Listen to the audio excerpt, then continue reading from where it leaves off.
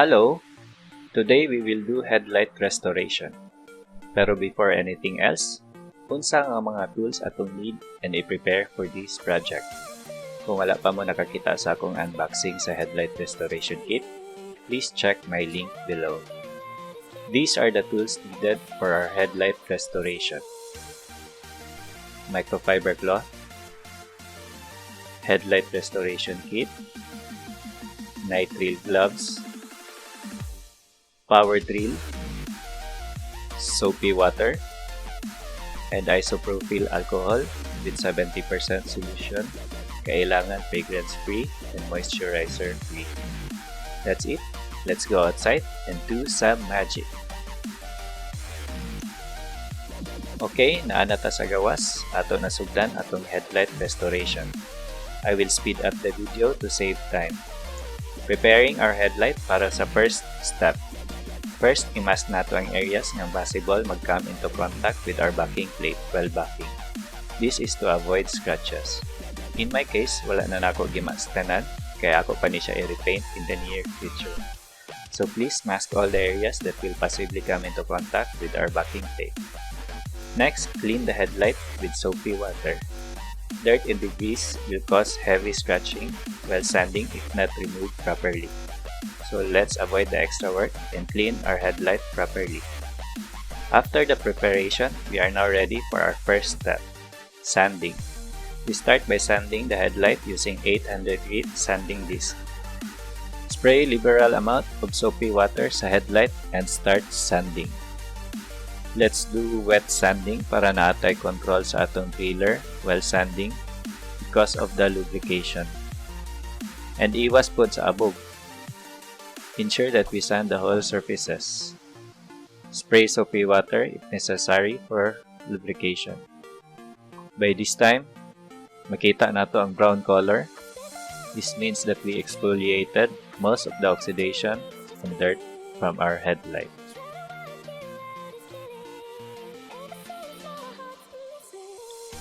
Then we flush with water. Prepare 1200 grit sanding disc. Wipe the surface.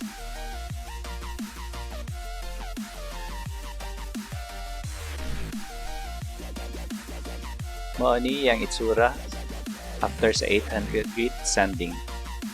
The same procedure lang gyapon sa 800 grit. Apply soapy water for lubrication. Sand from left to right, up and down motion. Apply lubrication if necessary, but you will notice nga ang sanding dust is not as brown compared sa first nato na sanding. So ngano ga-move down ta sa sanding para i-refine nato ang mga scratches nga atong gi-make during sanding gamit ang coarser grit para by the time nga mag-buff na ta, mas shiny ang resulta. And we can see no hazing caused from tiny scratches.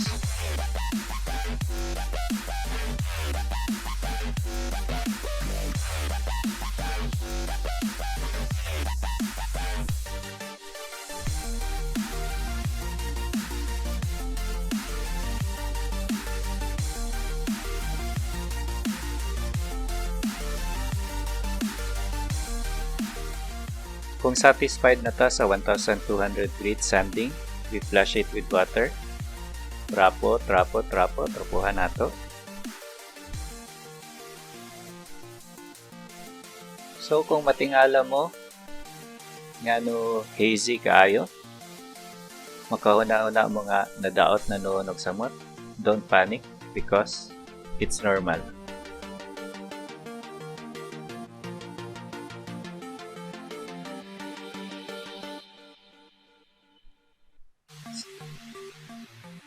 And now we are ready to proceed to our final sanding using 2000 grit.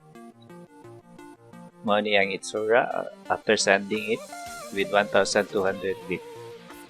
Same procedure lang gihapon. Apply soapy water for lubrication. Sand from left to right, up and down motion. Apply lubrication if necessary. Now you can notice gamay na lang atong kakaproduce na sanding dust meaning nakuha na nato most of the oxidation.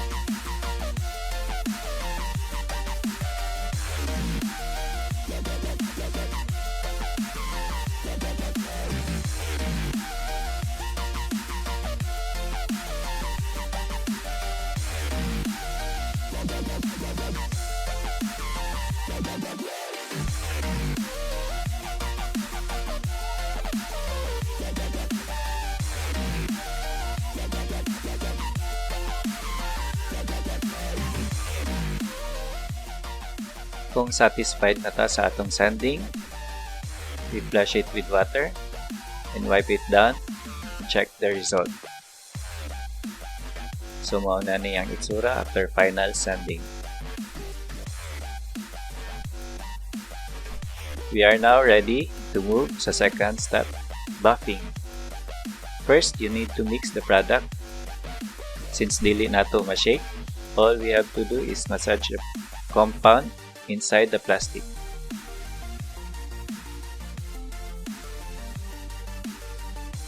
Apply a liberal amount of compound.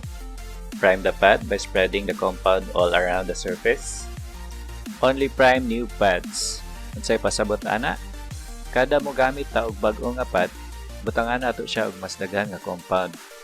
I know ang uban sa inyo moingon daghan ra kaayo ang compound, but since it's low quality compound, mubo ra kaayo yang working time, magsige ko og refill sa compound.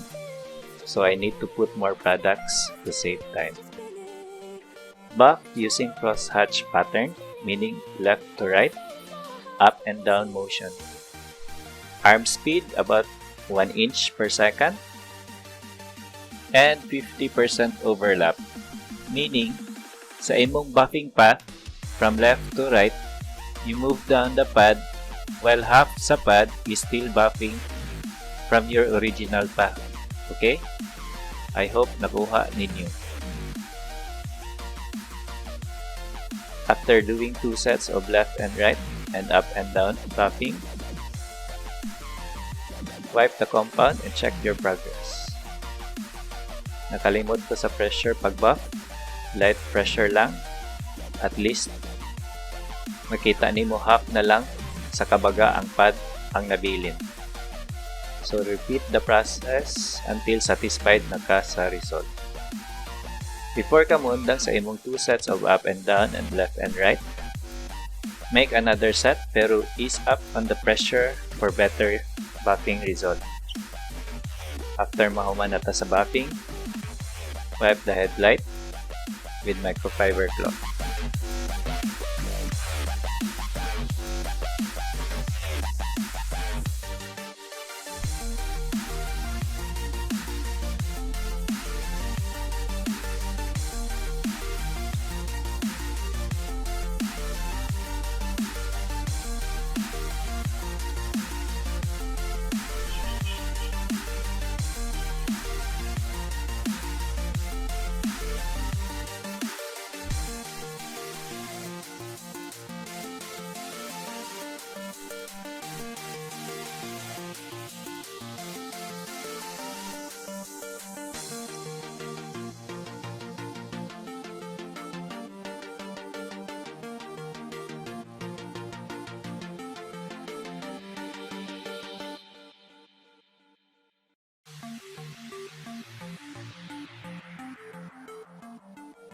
To completely remove the compound sa atong headlight, wipe it with 70% isopropyl alcohol. Heads up lang guys, nadawat akong video aning apart, so maputol lang kalit. Anyway, wipe the surface thoroughly with isopropyl alcohol. Need yun nato bare ang surface nga applyan nato UV liquid para mupilit siya og ayo. That is why we need fragrance-free o moisturizer-free na alcohol.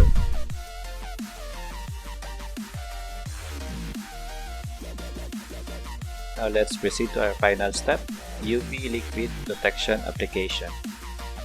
Again, massage the product sa iyang container to mix. Mauni siya ang pinaka-importante nga step sa atong project ha. Kay kung wala ning protection, dali ra mo balik og yellow atong headlight. So dili ni dapat nato siya i-skip na step. Apply a small amount of UV protectants applicator pad. Apply using crosshatch pattern, right to left, up and down with 50% overlap to ensure complete coverage of the product. Please follow instructions properly. Unfortunately, the next day na-notice na ko na hazy ang result sa UV protection liquid. So wala ko ganahe sa resulta. I ended up buffing my headlight again. But nakakita ko lain na solution to protect our newly cleaned headlight. I will provide link na lang below for you to watch. So mo ni siya ang iyang resulta. Gwapo kayo, no? Mo lang to. Thank you!